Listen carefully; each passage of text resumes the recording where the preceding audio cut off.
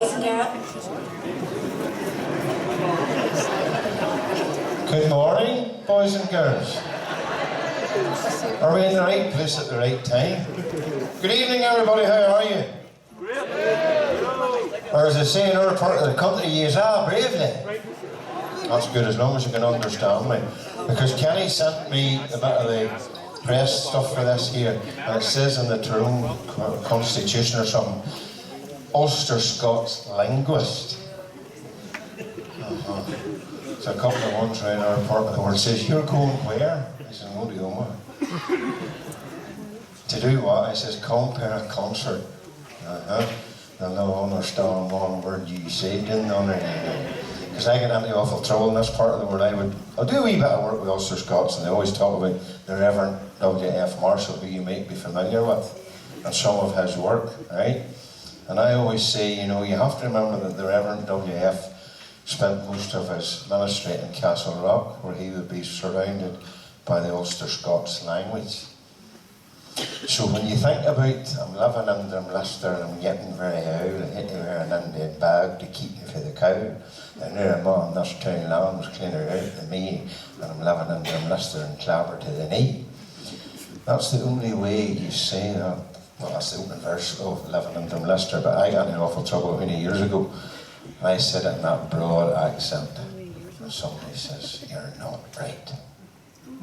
I went, "What?" "Oh, it shouldn't be said like that." Well, I says, "It'd be a heck of a lot better said like that than like this." She says, "What do you mean?" I says, "Well, I'm living in Drumlister and I'm getting very old. I had to wear an Indian bag to keep me from the cow." I says, "That doesn't sound right." And she says, "Do you know what? I agree with you." But anyway, so tomorrow, if you don't understand what I'm saying, put your hand up and you'll get subtitles. Anyway, what's it? Well, ladies and gentlemen, we have a fantastic night lined up for you tonight. We have got what I call Kenny's Gallop. He has gone to the highways and byways and dug boys up from here, there and everywhere for the first act that we're going to have tonight, the mass band of the past and present members of the Omagh Protestant Boys. Then we have the Ballet of Silver Band. Then we're having a break. Right, so she's good for that, then I can go home. Then we're having the Boys Fade in Lowy with the Melodians, and we're going to finish off the night with the boys from the present band that are still on the go. So I'm going to hand over to the living legend, that is Kenny Porter. Now, Kenny has been with the band since its inception 50 years ago. I've never seen a man look as well for 80 years of age. Ladies and gentlemen, Kenny Porter.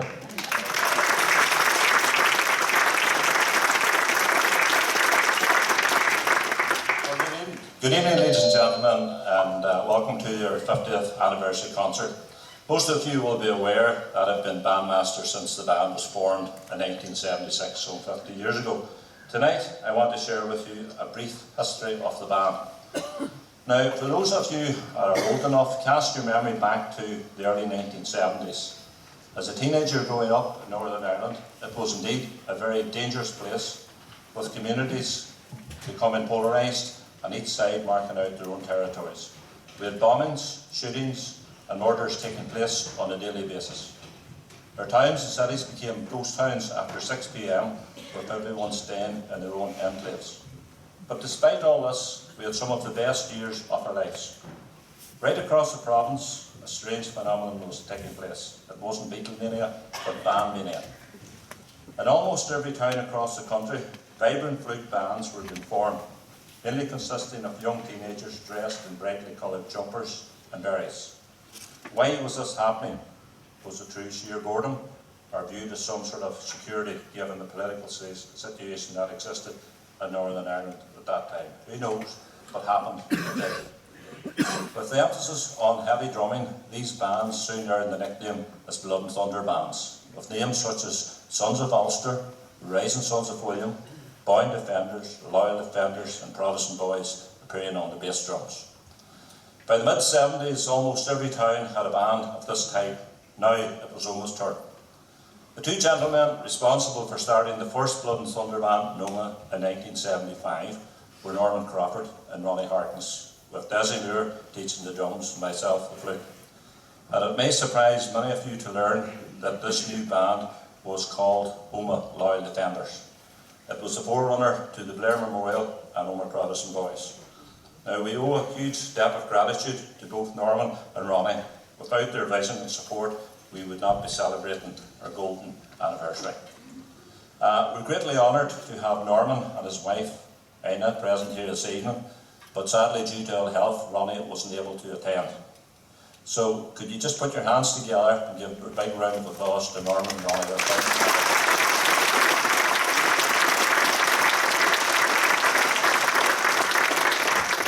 Now, just before I introduce the mass band, which is made up of members of past and present, we're going to show a short video of the year that was 1976. This short video was made back in 2016 for our 40th anniversary, but as the facts remain the same, we thought it was still worth being shown here tonight. So please enjoy.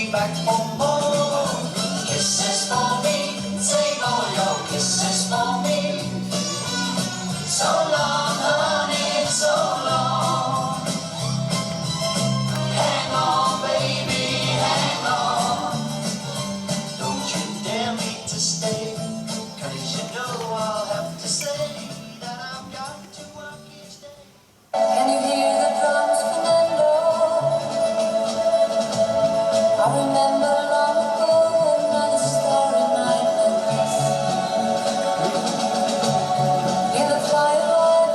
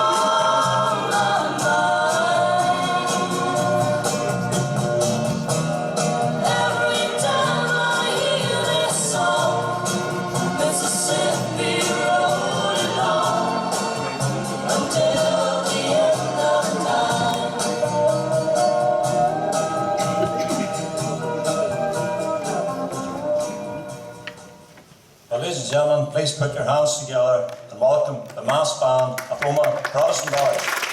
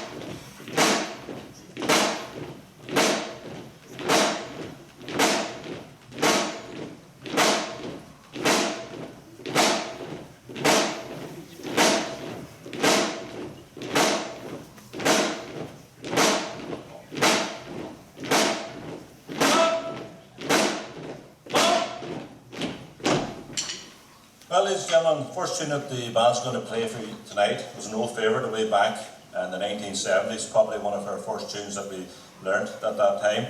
It's called Maggie and Blackboard.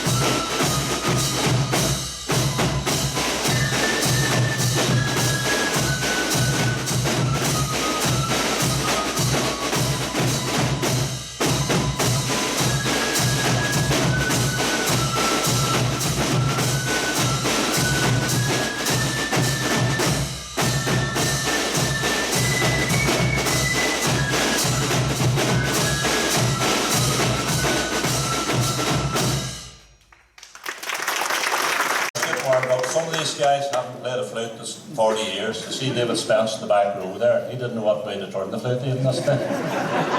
But anyway, next tune is another wee favourite back then, and it's still very popular today. Den of Harlech, Fields of Ulster, and Home in the Range.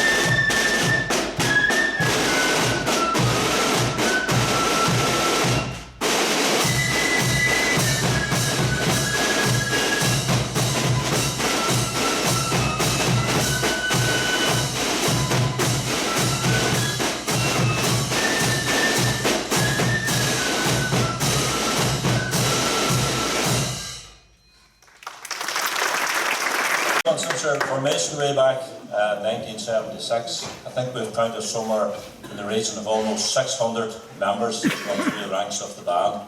So at the moment we have gathered up somewhere around about 70 odd members back. I know they're not all here tonight. I don't, good job too, because we wouldn't get them in. But anyway, next one we're going to go for is the sea shanties, keel roll, drunken sailor, and the weatherman. This is probably the first tune that we ever learned, so we'll see how it goes tonight.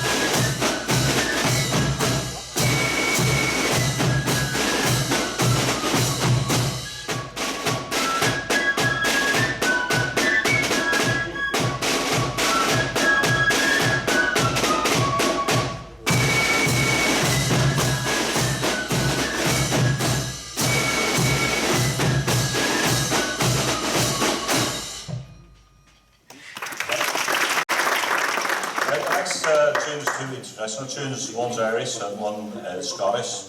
Mud Cabin and then Road to the Isles.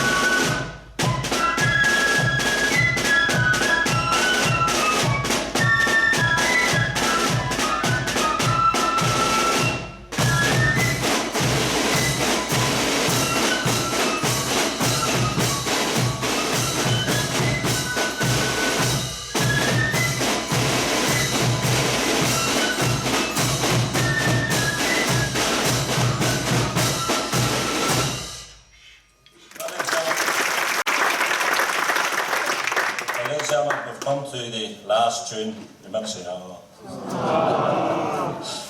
This is, we could not leave without playing an Orange tune, so you could clap your hands, stamp your feet, or sing along. Size, my father wore, and there he was.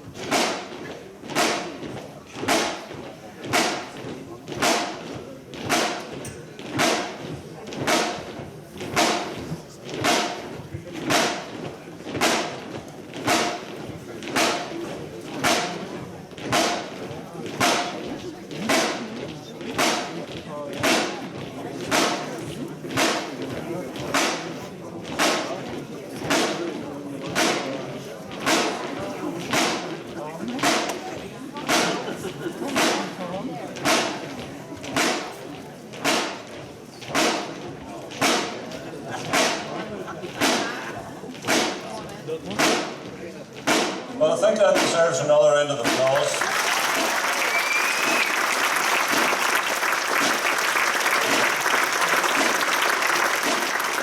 You guys have been practicing extremely hard over the last few months, and I'm sure you all agree you certainly did not disappoint.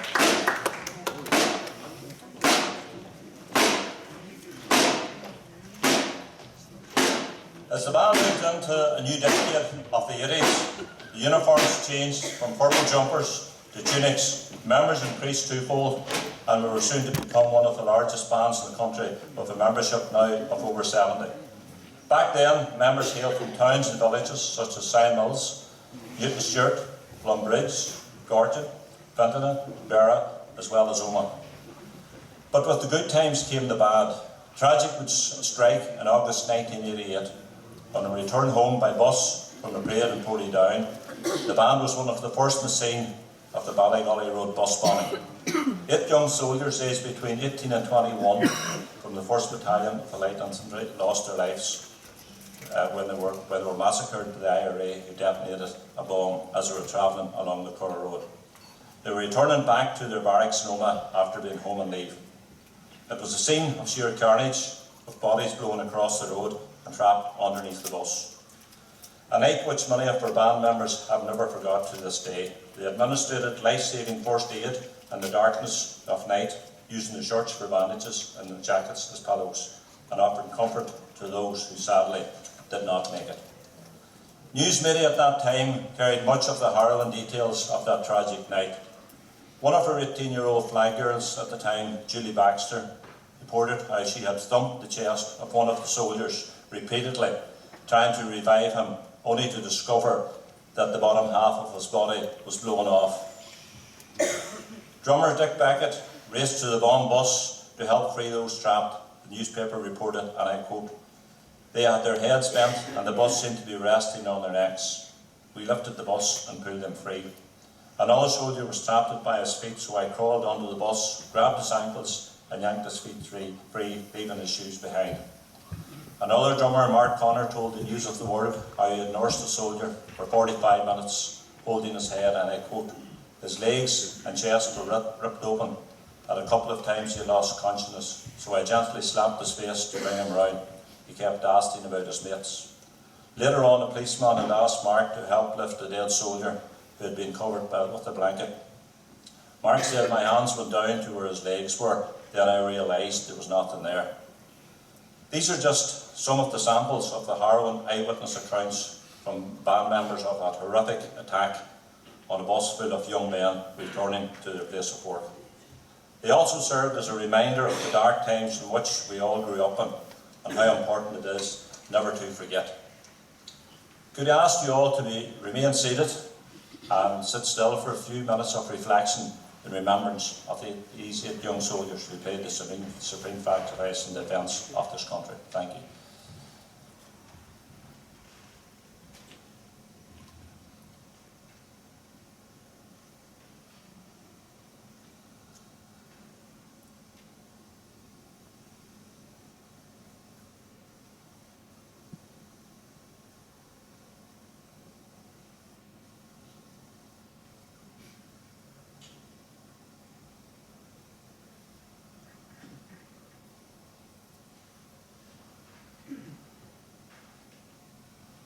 Thank you.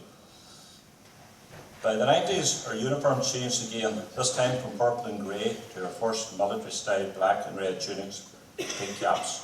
Our style of music was also changing, and the band transitioned from Love and Thunder to melody with the introduction of parts. By the millennium, the band would make the final change of uniforms to Royal Marine-style tunics and trousers, right down to the white pith helmets. And with the introduction of stick lifting and our drum corps, we were now firmly established as a melody band, picking up awards at most places, or most parades. Whilst the band had travelled extensively throughout the province to parades and competitions, and to Scotland and England for the Battle of the Boyne celebrations and Pennis Boys parades, it was always on our bucket list to go on a pilgrimage to the battlefields. So in 2011, the band would make its first trip to the Somme of Flanders, where we had the great honour of playing at the last post ceremony at the Menin Gate in Ypres. I'm pleased to say that this wasn't our last. This July, we are taking a party of 60 back to the battlefields for the 4th time, something that we'll all be looking forward to with great excitement. During the first trip in 2011, we visited many cemeteries and historical landmarks, but no visit to the Somme area would be complete without a visit to the grave of Willie McBride, who served in the 9th Battalion of the Royal Enniskillen Fusiliers and hailed from Lisleigh, County Armagh.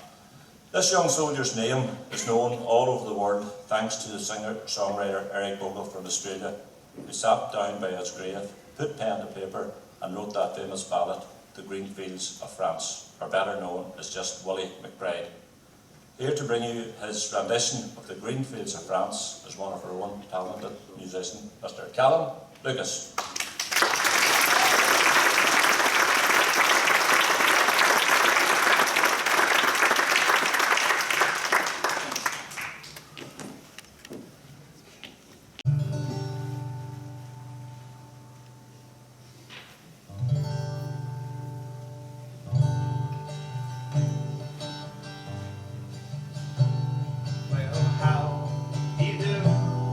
young Willie McBride. Do you mind if I sit here down by your graveside and rest for a while beneath the warm summer sun? I've been walking all day and I'm nearly done. I see by your gravestone you are only 19 when you joined the great fallen in 1916. In an old photograph, torn, battered, and stained, and faded to yellow with a brown leather frame. The day beat the drum slowly, the day play the pipe slowly, they sound the death march as he lowered you down. And did the band play the last post and chorus? Did the pipes play the flowers of the forest?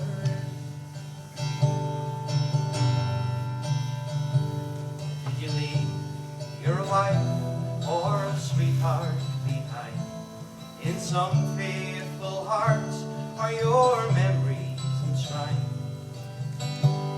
But although you died back in 1916, in that faithful heart are you forever 19? Or are you a stranger without even a name, enclosed in forever behind the glass frame? In that old photograph, torn, battered, and stained, and faded to yellow in a brown leather frame. Baby, the drum slowly, the day play, the pipe slowly, they sound the death march as he lowered you down. And did the band play the last post and chorus? Did the pipes play the flowers of the forest?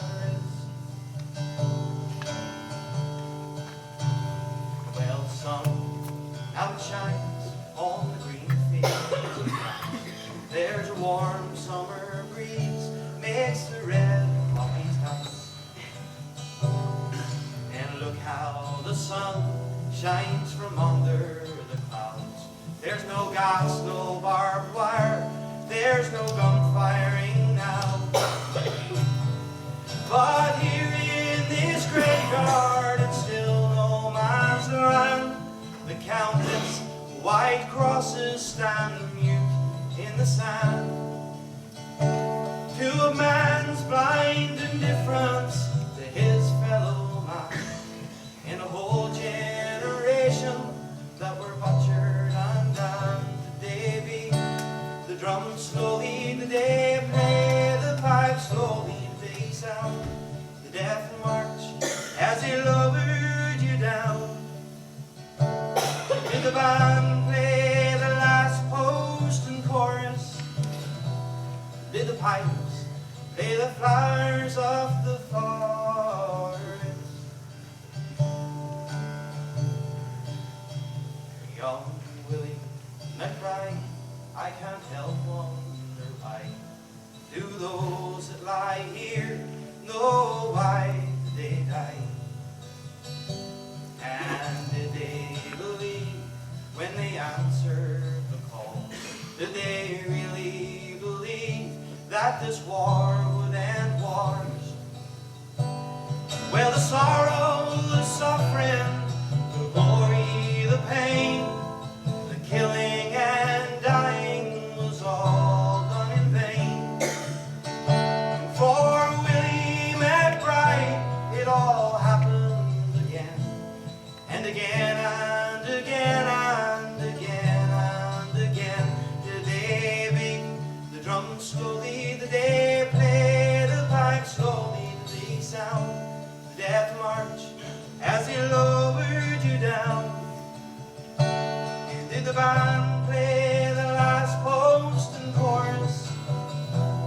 Did the pipes play the flowers of the forest? The day beat the drum slowly. slowly they play the pipe, slowly they sound Death March as he lowered you down. And did the band play the last post and chorus? Did the pipes play the flowers of the forest?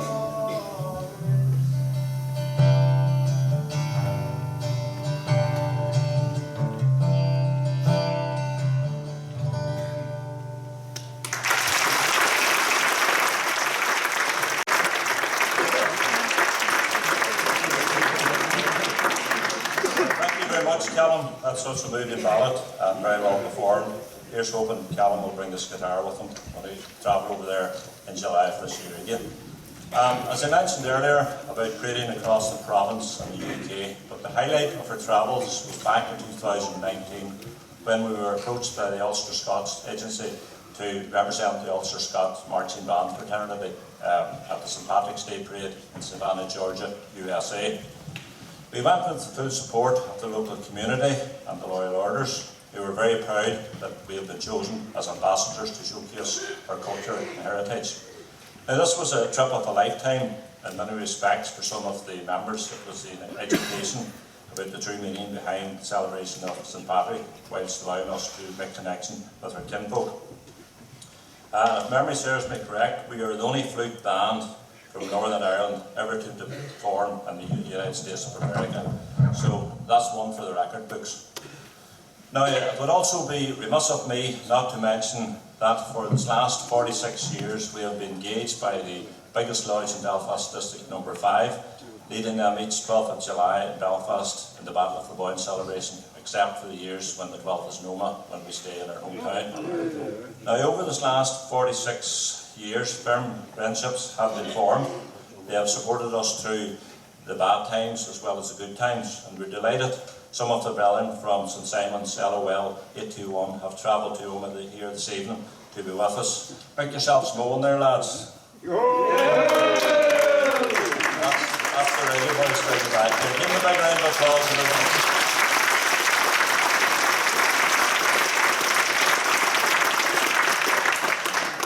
We even managed to encourage some of their members to join the band, and in fact our current drum sergeant and tutor, Mr Paul Burrows, is this year's wishful master. So I'll say it's extra chips on our plates at this year's 12th July function. Now, before I hand over to Willie Hill, who many of you will know as the famous Ulster Scots presenter of the BBC Kintra show, which is on Sunday evening. Willie has been our conductor for this last 9 years and is responsible for raising the standard of the music and playing. So if there's any mistakes later on when we perform, blame Willie. Seriously though, Willie has done a fantastic job with the flautists, and I personally can't thank him enough for helping us to raise the standard of music and playing with the band. Willie is also, well, I don't know how to say this, Willie is also older than me. He too has dedicated his spare time to his own band, Ballyduff Silver, and if I'm not mistaken, I think he is now in his 40th year with them, and that's a milestone too. But he isn't content just helping us out.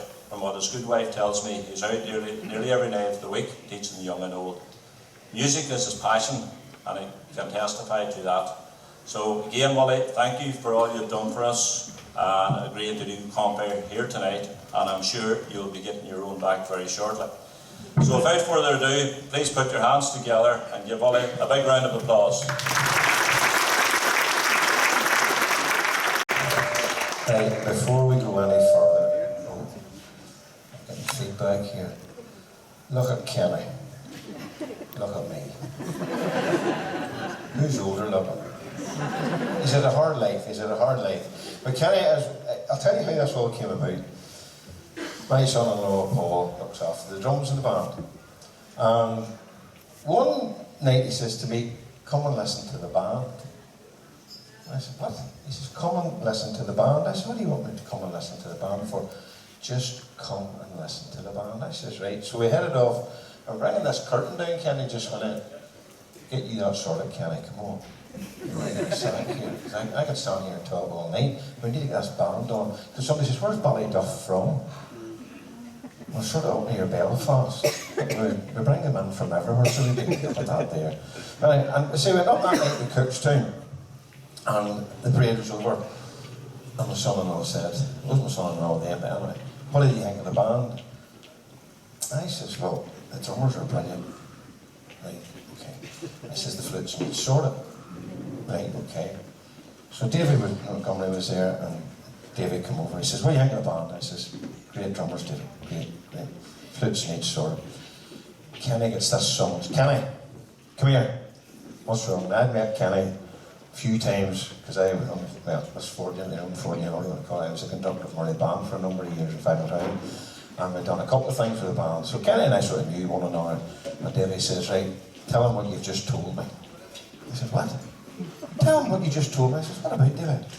He says, about the band. I said, oh, David, gone ahead. That was all right. What about the band, Kenny? I says, Kenny, your drummer, you're fantastic. Right, okay. I says, your flutes need sorted out. His next line, when will you be down?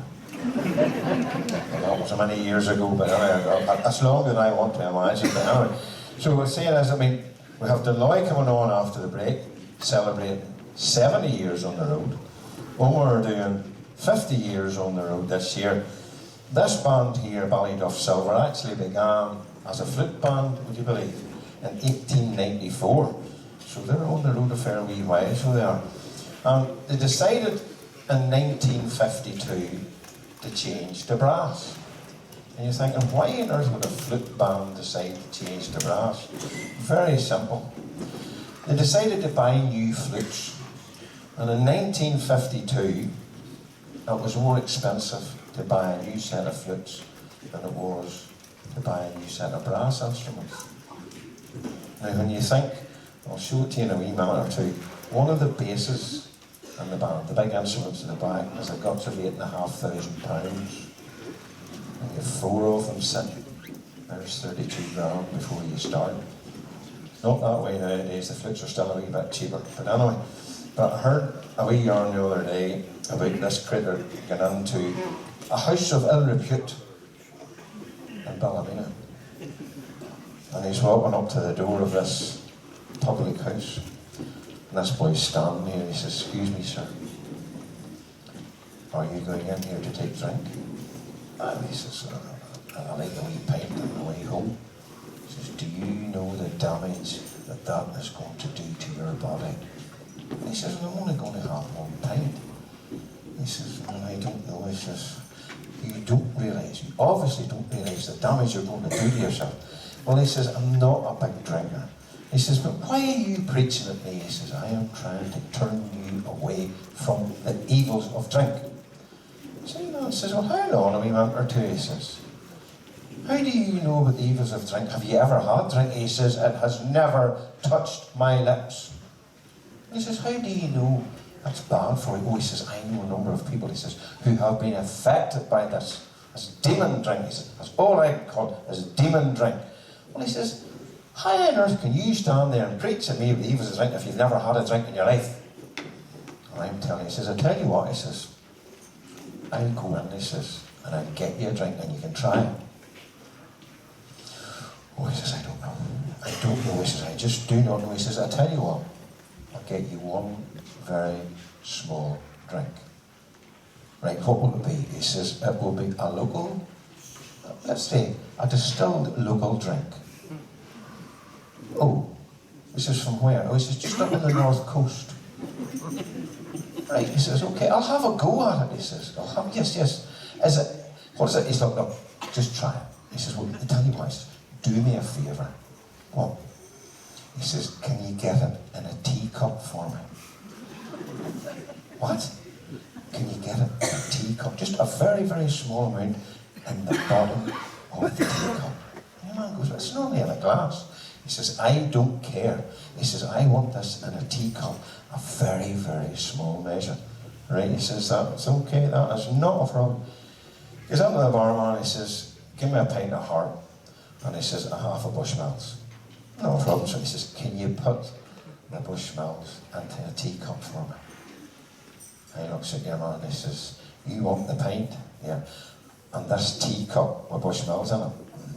He says, tell me this, is that Presbyterian minister outside the egg?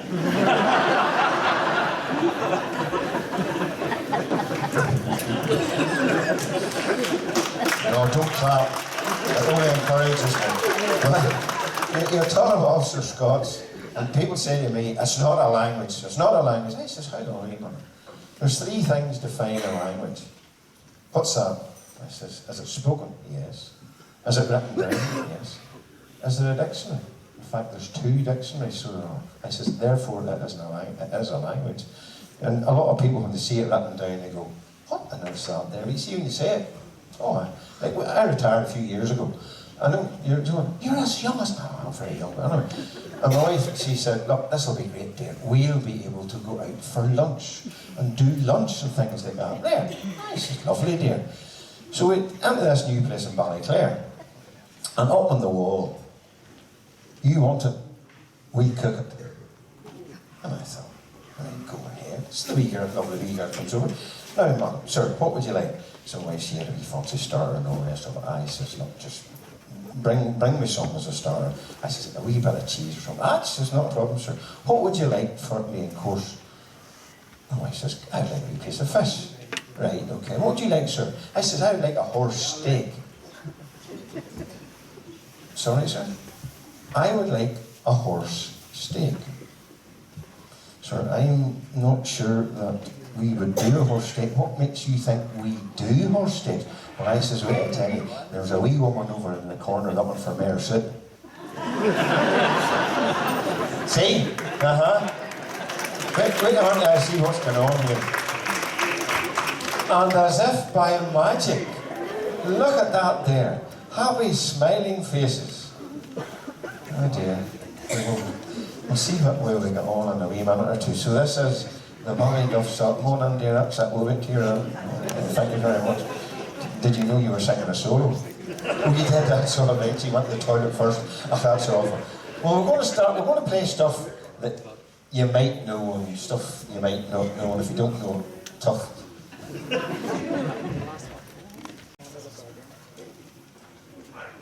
One, two, three, four.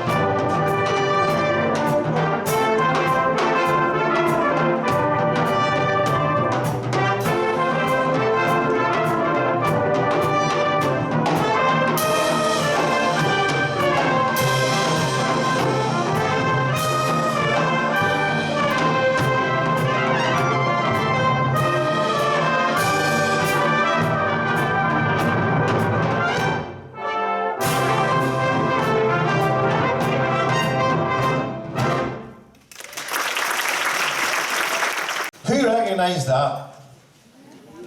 The Lion King. I wonder where my granddaughter is. I'm surprised she wasn't up dancing around the place like an idiot. So she loves the Lion King. So she does. She won't. Oh, sorry, she's in at the side. She's in at the side. Just well we didn't bring her out. But anyway, well, that was I Just Can't Wait to Be King from the Lion King. So we're going to slow things down a wee bit. So before we start, hold that bass of yours up there, Craig. Alan's asleep. No, Craig's asleep. That's what I was talking about. 8.5 grand. Just work out what's sitting there tonight, and you want to buy insurance just about. Anyway, Mark, so we're going to slow things down, and we're going to play a tune that has been done umpteen different occasions by umpteen different people, and it's called Tennessee Whiskey, and it features our soloist tonight. Now, there's only one of these in the band, the flugelhorn, and I think it's the nicest one. So it's a sort of a cross between Sam's cornet and these horn things that Rachel has got in there. Lovely, lovely sound thing. This next piece, it's almost verging on sleazy. Ooh. Yeah, it's called, say, Tennessee Whiskey. Chris Stapleton did the most recent version of it, so it did. And it's sort of very, very laid back, and I mean laid back jazz music. So Jenny's going to play on flugelhorn, Tennessee Whiskey.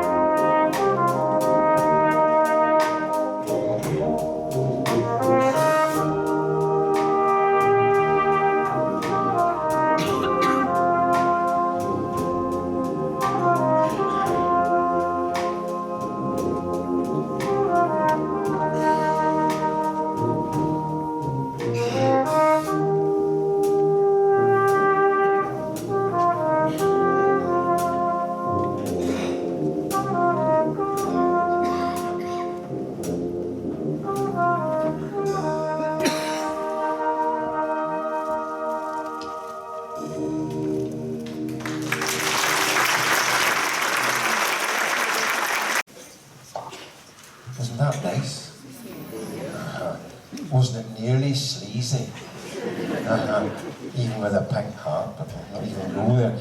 I think Jenny needs an wee round down.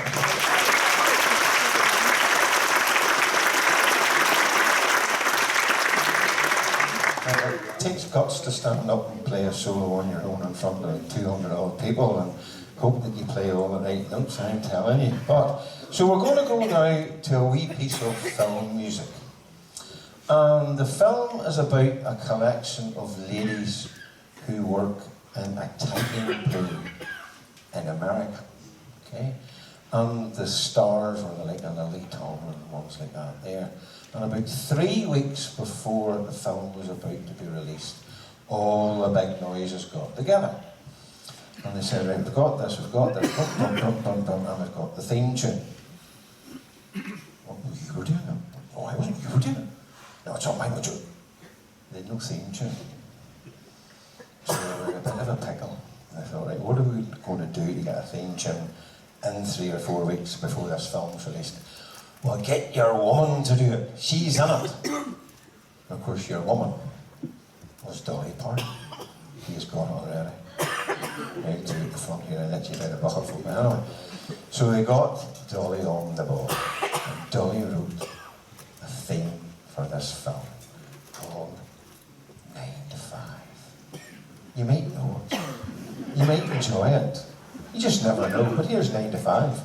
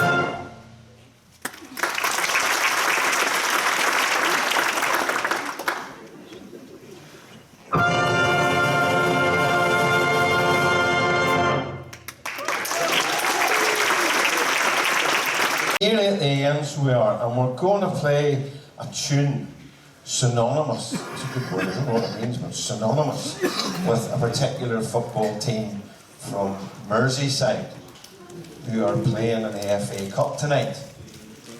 At the minute I think it's still 0-0. Some spoiling somebody's fun here. So but we're going to play that particular tune called You'll Never Walk Alone.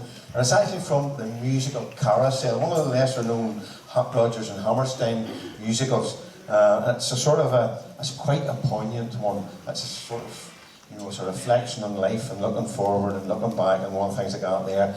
and all the rest of it. It's obviously, you'll hear it out at Anfield and all the rest of it. And it's one of those pieces that sort of, it grows on you, so it does. So just before we do something different to finish off, we're going to go to Anfield, and we're going to give you You'll Never Walk Alone.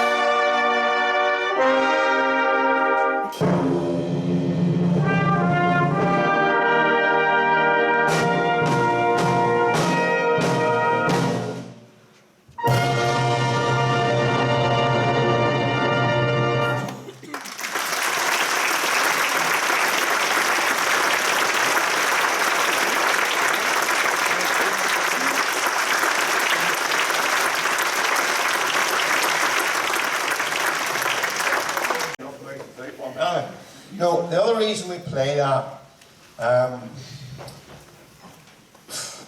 wish I didn't have to do this. We lost our treasure just before Christmas. Very, very suddenly, very, very sad. And guess what his favourite football team was? Liverpool. So unfortunately, Edmund passed away just a week before Christmas, the day before his 68th birthday. Anyway, well folks, you've heard Ballyduff Silver Band. You've heard the connection that I have with Omagh Protestant boys. We are going to amalgamate the drum corps of Omagh Protestant boys with Ballyduff Silver Band. And you probably thought, he didn't play a march earlier. Sure he didn't. No, he didn't. Deliberately. Because we're going to finish off the first half with the band playing Kenneth Alford's on the quarter deck to be joined by the drum corps of the Omagh Protestant boys. Ladies and gentlemen, I hope you've enjoyed listening to the band.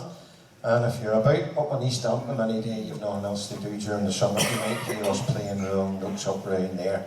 So we're going to finish off the first half with the band, drum corps, Omagh Protestant boys on the quarter deck.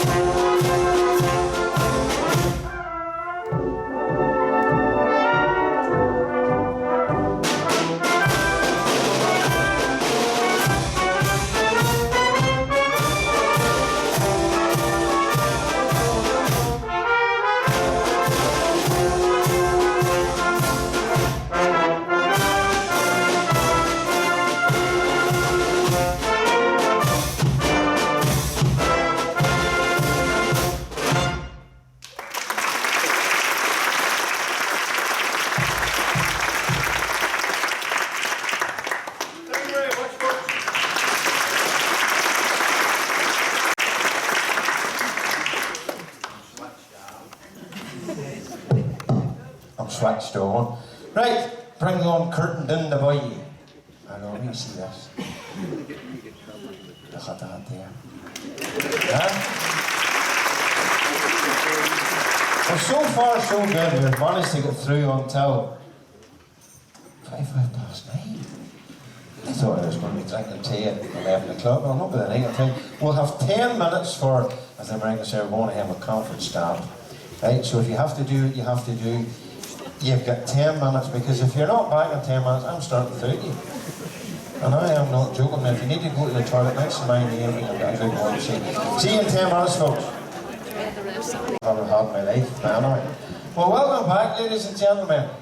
And we're all Fred and water and doing what we have to do and all the rest of it. Well, sitting behind me is a group of fine musicians. The finest from Northampton. But there's a little blot on the landscape.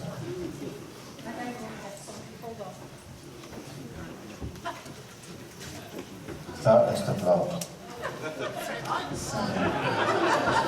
That is the infamous Valerie Quinn, a social media operator of, there's a lot of us, no there's no, I hear this, a social media operator of some renown, so she is, and she's also related to me, because her mummy was named after my mummy, so that, now you've got to admit, when it comes to the looks, Valerie got the one I didn't, but anyway, so you'll be glad to hear that they're going to look after themselves.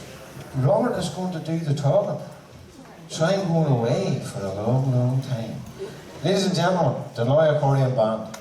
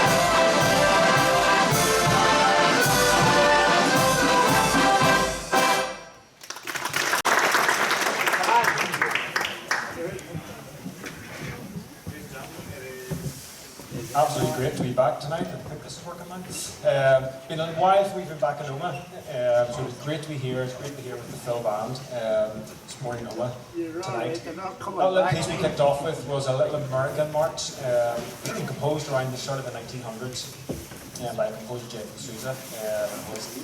When he left the American Marines, it was a bit of a celebration for the band that had just left. So one from a little further away. Our next piece that we're going to move into for our set tonight originated very, very close to here. Started off as a bit of an Irish folk song and then was changed into the march style in which we know it today. Great little toe-tapping march and it's cut fairly well in a skeleton.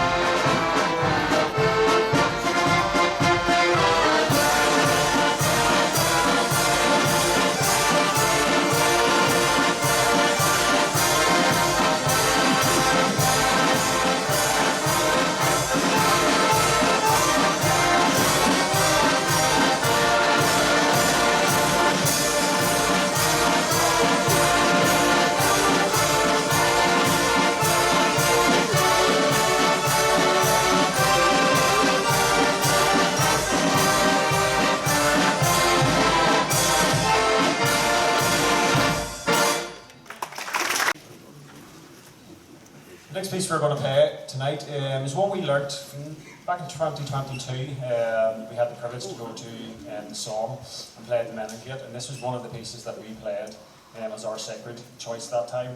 Really, really well known piece, often played and heard around the Remembrance weekend and Remembrance Sunday. You all know it, so this is our version of I Vow to Thee, My Country.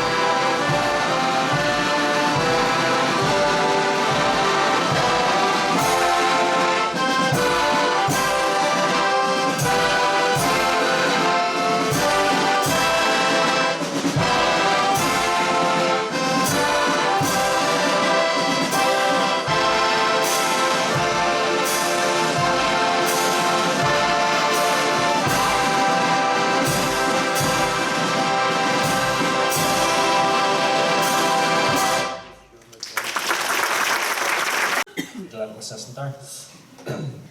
No better tune to follow that up than one that will be really, really well known in this. Another wartime piece, but bringing the tempo right the way back up. Lots of opportunity to clap your hands, tap your feet, and join in as we play our version of Tipperary, and it's a long way to Tipperary, and the second piece is Keep the Home Fires Burning.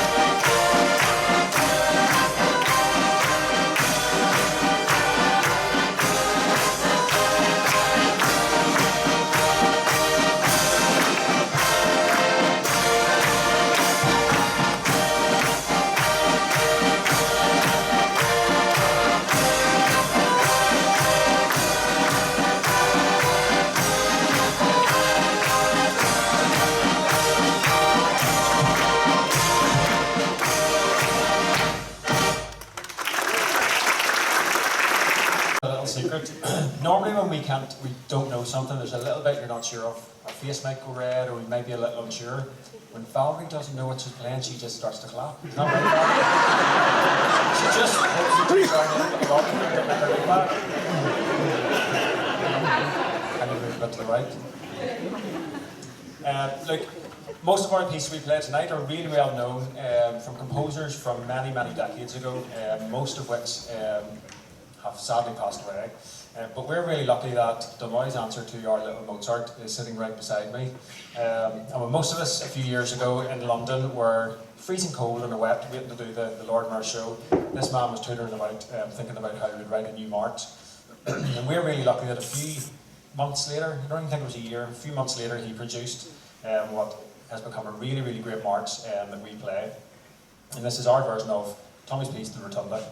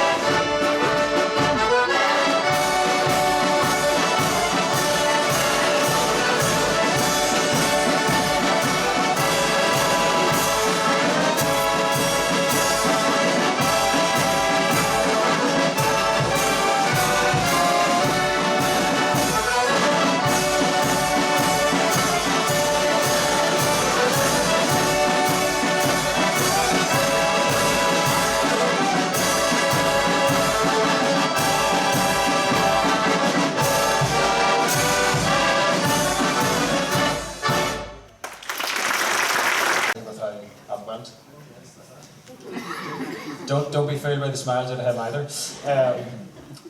The next piece we're going to play, we're really lucky that we're sitting on stage as we start our 70th anniversary celebrations this year.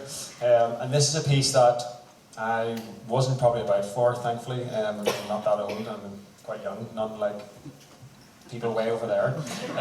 Would have played this in the band many, many years ago. You'll hear sometimes we play it as a sacred march on the road, but tonight we've slowed it down, and please enjoy Nearer Still Nearer.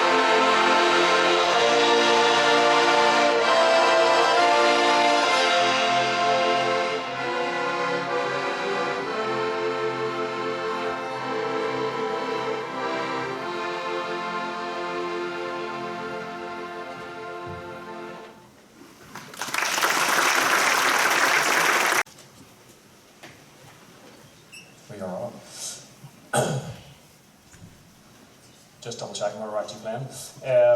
This time last year, if any of you follow our social media guy's not here tonight, but he would torture you with it, he's never off it. So I'm sure you did see it this time last year. We were getting ready to compete in the Northern Ireland Open Accordion Championships. And the next piece we're about to play was the one that we brought back from the bygone era, the older members who played it before.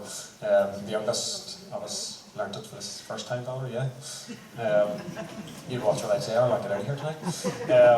And this is a great, great march. Really good beat to it. Difficult to play, keeps the fingers going. So this is Hock Heidelberg.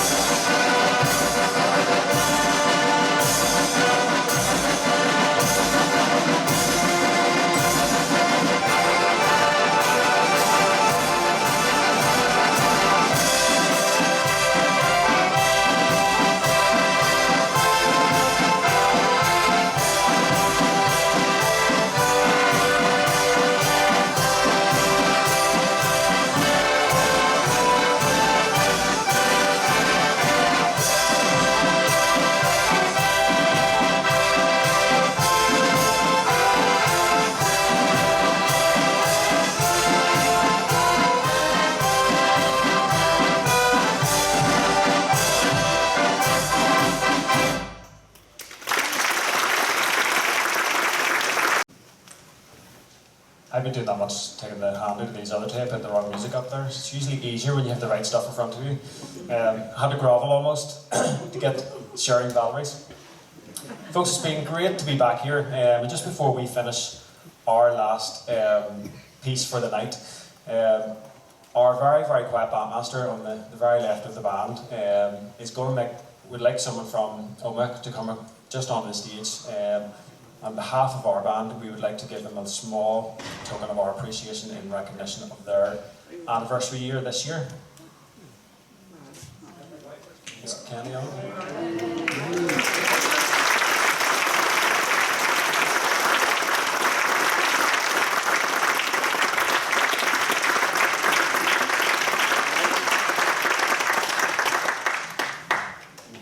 And look, on behalf of the band, it's absolutely great to be down and support such a super band, well known right across the country. And all the best for this year and for the next 50 years that the band is on the road. As I said, we're about to play our last piece. Great little toe tapping one to finish up on. Please clap your hands, tap your feet, raise the roof. This is our march, Punchinello.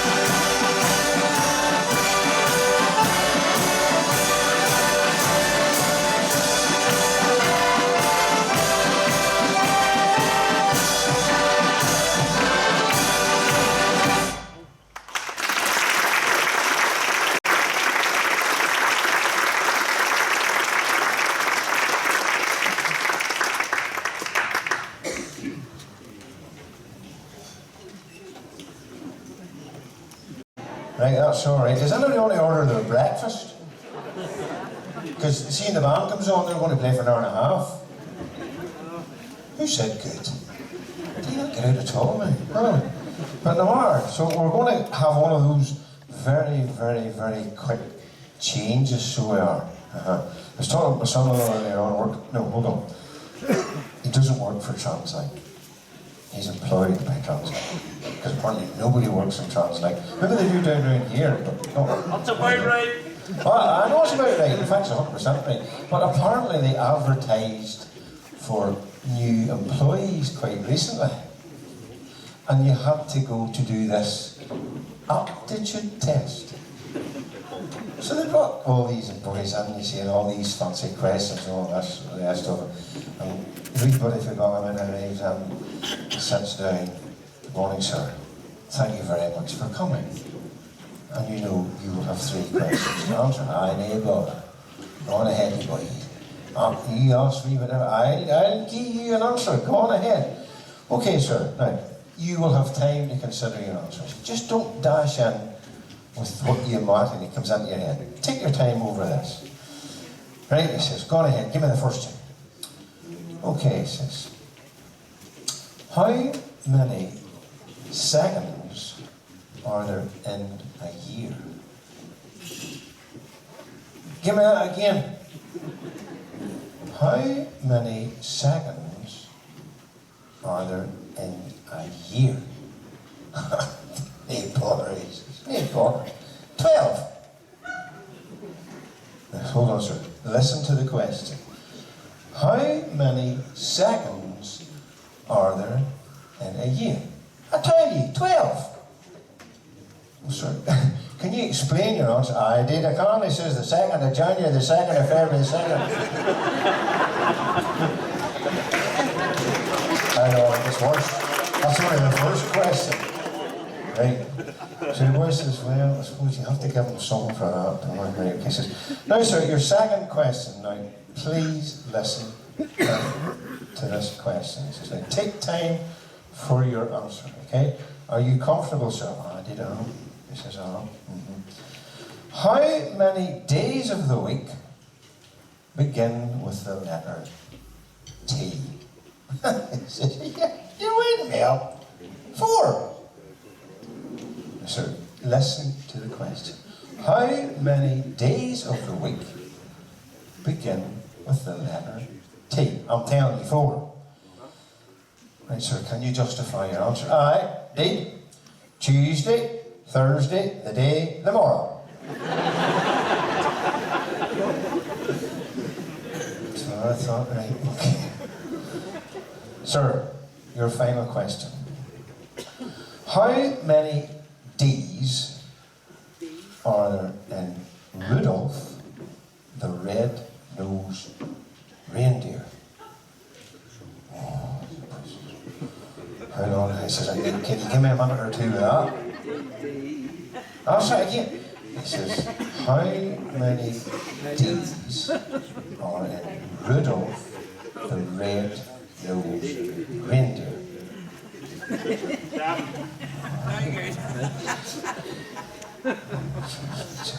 Sir, could you maybe think of it? Give me a minute. He says, how long? I'm working this out. D's in Rudolph.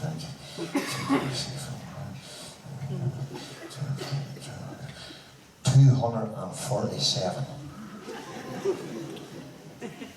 Sir, did you understand the question? No, I did. That's right. And you told me to take my time, and I took my time. 247. Do you not believe me? Sir, again, can you justify your answer? I can't, indeed. Okay, sir. Can you tell us how you worked out? Dee dee dee dee dee dee dee dee dee dee.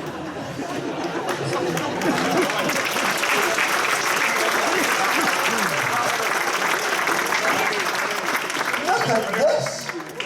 Look at this! They're going to bring my music out. There must be a ploy behind this. They're not going to bring my music out. They're hoping that I've forgotten it, but it's over here. I'll tell you a story. I turned up, Ballyduff Band turned up for a contest in Strabane about 10 years ago. And we were having a quick rehearsal, and one of the players said to me, excuse me, before we start, I says, what? Did you bring my music? What? Did I bring your music?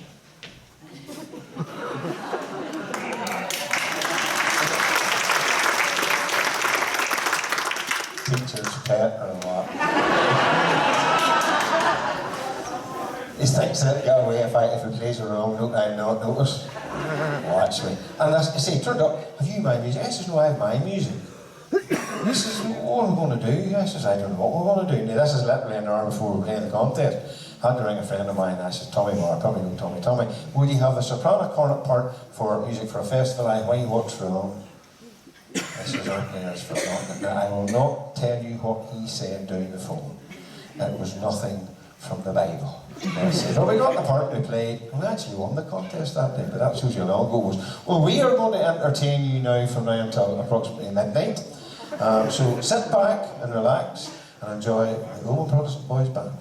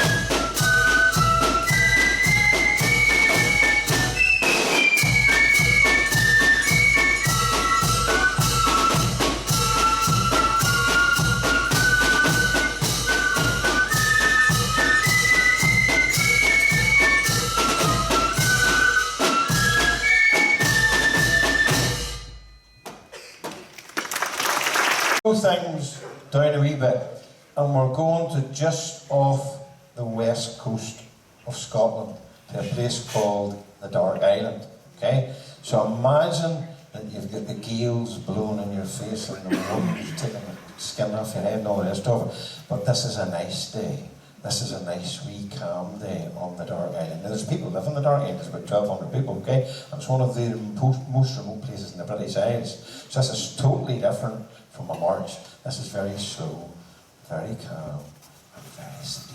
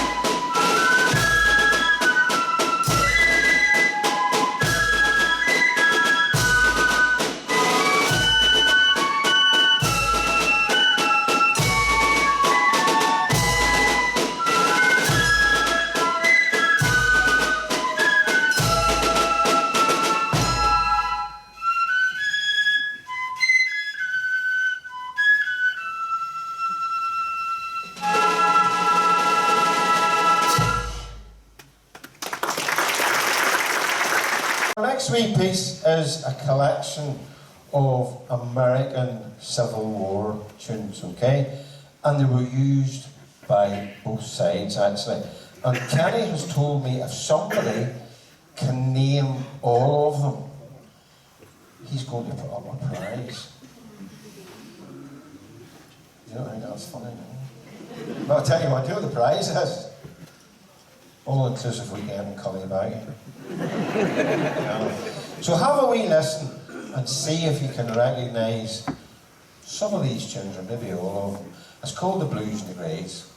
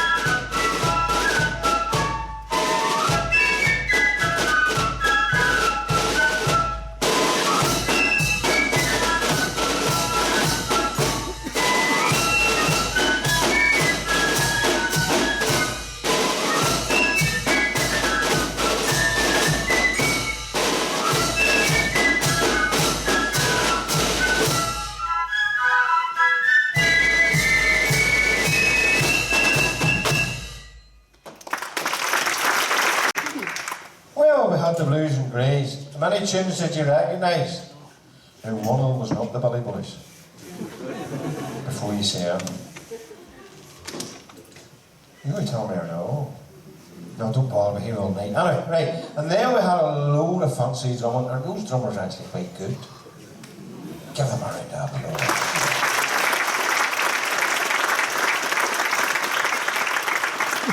And then we went into a tune called the Kosovo Mix. Now, it was written by a fella called Paul Teague, who is a member of the Irish Guards Corps of Drums. Now, strangely enough, he's not from here, he's from Wakefield in Yorkshire, but he's obviously a part of the Irish Guards. And he wrote that after coming back from a tour of Kosovo, and for a long, long time, we were the only band could play it.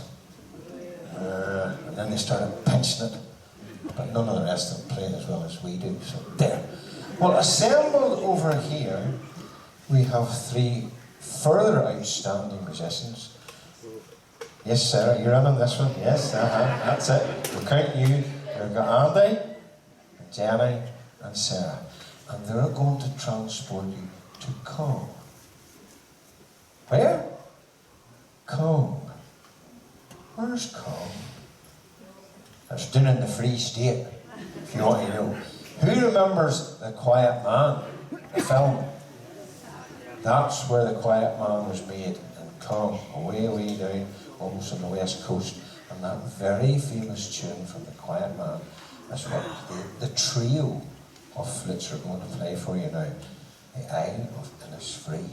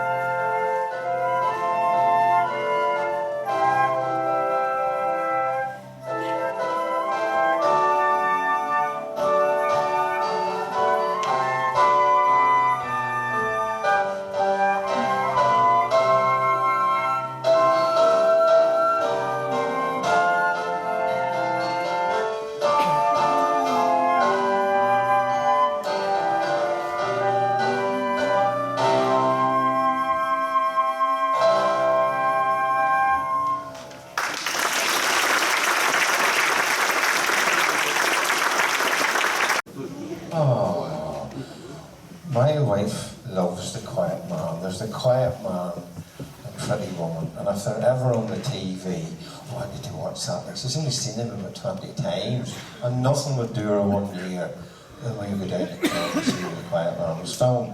And the best that was, if you know the scene where the two of them are coming out of the chapel and doing the pretty fingers and all the rest of it, guess where that bit was filmed? The Presbyterian Church. That's right. I recognise this as from blah blah blah Presbyterian Church. And I said to this wee man down the village, I says, you see the film, you know, The Quiet Man and the SS or and the scene from the chapel where they come out and doing I says, the Presbyterian Church, exactly, sir, it was the Presbyterians' fault. Anyway, so there you are. Well, we're going to go to another wee march now. And this is the White Chateau, and it was written by a boy called William Blythe. Now, this was written during the First World War. Now, you have to think back in those days, when troops were on the move, how did they keep them in step? Bands, right? And in those days, there wouldn't have been an awful lot of military bands on the Western Front. They would have fifes and drums, not unlike what we have here. And this boy Blythe wrote specifically for that type of band. And the White Chateau apparently was one of the big houses, White Chateau, on the Western Front, where all the big noises made the decisions during World War I. So this is the White Chateau, think back about 100 years, by William Blythe.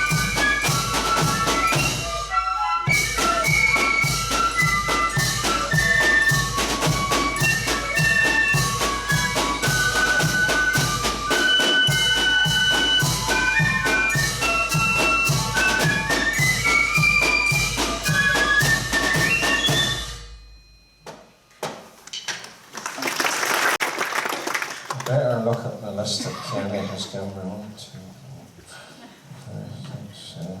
We're halfway through, you'll be glad to hear. We've only another 7 to go. Does anybody want tea or anything like that? Or do they need to go to the bathroom again? No?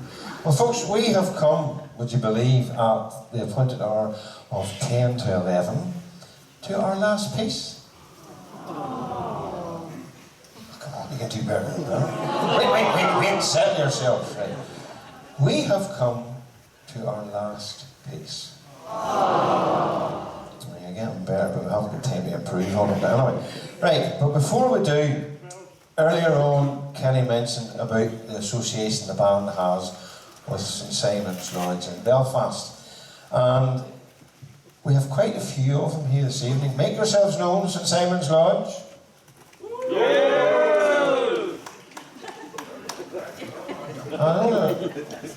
Oh, we don't talk about him. No, we don't talk about him. No. Oh, I know.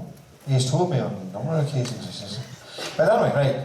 God, that's my son-in-law. Anyway, so what we're going to do now is we're going to ask the members of St Simon's Lodge to come forward as they want to make a presentation to the band to mark this momentous occasion of 50 years of the band and of the association they've had with the Lodge over the last 40 odd years. So we've had quite a night, folks. We've had Dunloy selling in. I don't know whether you know where Dunloy is, but let's say, how do you put this? Airport Rush. There's an old saying my granny would say, you're now within a bagel's gown, if you know what that means. Yeah. No, Dunloy is between Ballymena and Ballymoney, God's own country.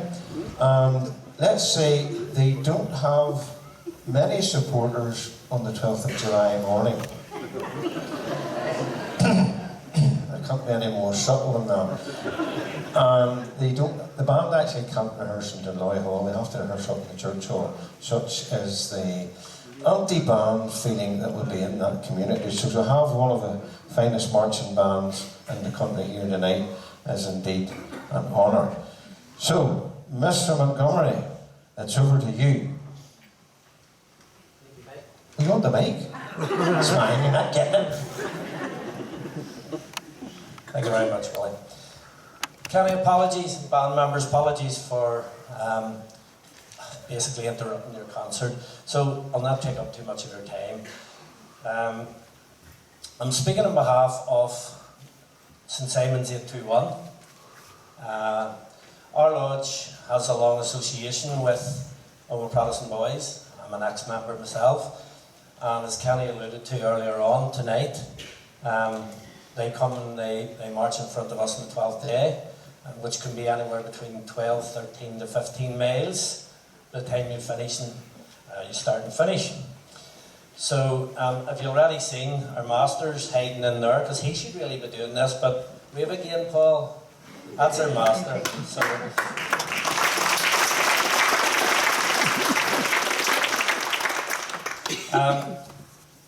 first of all, I would like to say congratulations to Kenny and the band on your 50th anniversary. I hope you have another 50.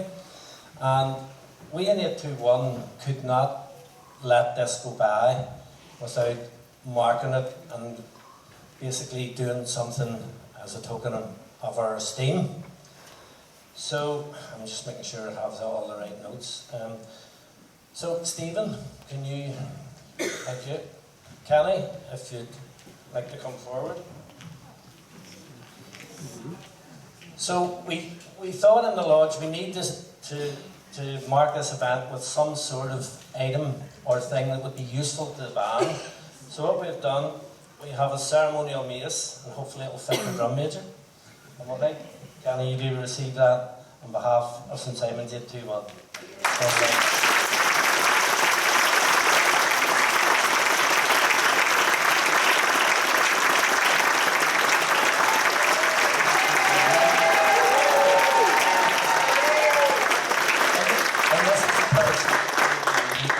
Thank you again.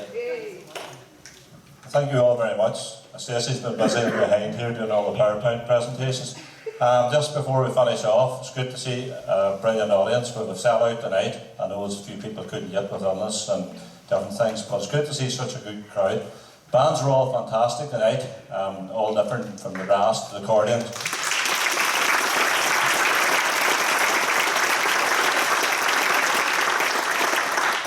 Wally, of course. What about Wally? I couldn't go without you, Wally. Big round of applause.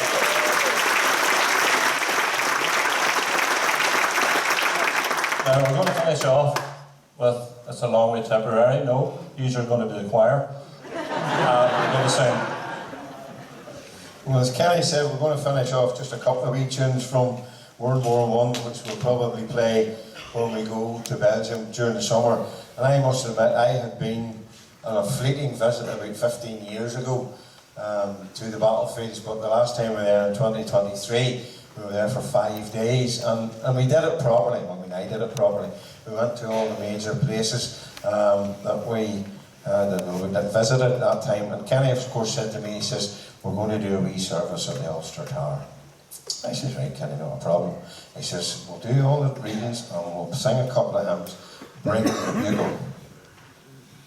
And I went, what? He says, bring the bugle. I want you to do Last Post in Ravelli. I says, not a problem. So we were doing all this, and Kenny, of course, gave us the recitation up towards the end, and I started lifting the bugle. And I got to a bit there, and my hand was going like that there. I'm telling you, I have done hundreds and hundreds of last posts in my day. But I don't know what it was that day. It took me ages to get going. And my wife said to me, she says, what was wrong with you? I says, what? She says, what was wrong with you? What took you so long? I says, I don't know. She says, something not right. But that was all right. And a couple of weeks later, I met a piper up in Belfast, doing exactly the same thing. He says, well, what was the trip like? Why? I says, Mark, absolutely brilliant. He says, how'd you go on? I says, great. I said, wait, I'll tell you something. And I told him what had happened. I said, we're at Ulster Tower, Mark. I says, and I could not hardly get that bugle to go. And I said, well, I think a number of times I have done a last post in the valley. He says, well, I'll tell you what. He says, the same thing happened to me the first time I was there. I says, what? I mean, this is an experienced piper. He says, I'll tell you, it's the place. And I went, what? He says, that's the place. And it was almost as if, see, as soon as I started playing, it was almost as if the sound was going back off Thieville Wood album. Just, cut me down almost. Brilliant. I say, I'm looking forward to going back again this year. It was a superb trip the last time we were there. This one will probably be as good, if not better, the next time. And we'll hopefully get through the Minute Gate, because there was a bit of panic the last time. Because when we were there, the first night it was closed. Kenny wasn't a happy boy. Rumour has it there were threats made about baseball bats and things like that there. But we got through the Minute Gate. Well, we're going to finish off with a couple of wee tunes from the First World War, and you'll probably know them. And we will be joined by the joint chorus of 821, St Simon's Real Voice Choir, and as Leonard Sachs always used to say in the good old days, and chiefly yourselves. So if you want to clap your hands, stamp your feet, or even sing, please don't. Have a go. Hope you've enjoyed yourself, folks. Night night.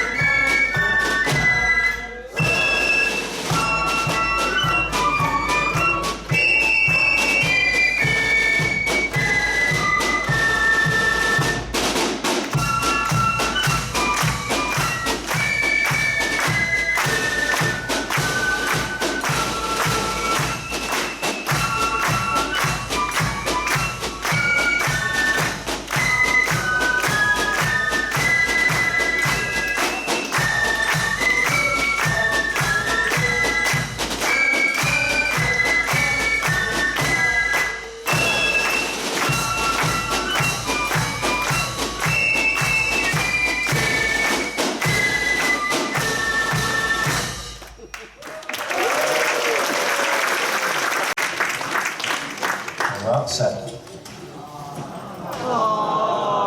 You know home to go to. How long is it going to take you to go home? Roughly, not to the minute, roughly. Half an hour. Where do you live? Lisbon, right, okay. How long is it going to take you to go home? An hour? Oh, are you blue ones? Where are you going to daughter? What? You're not going home?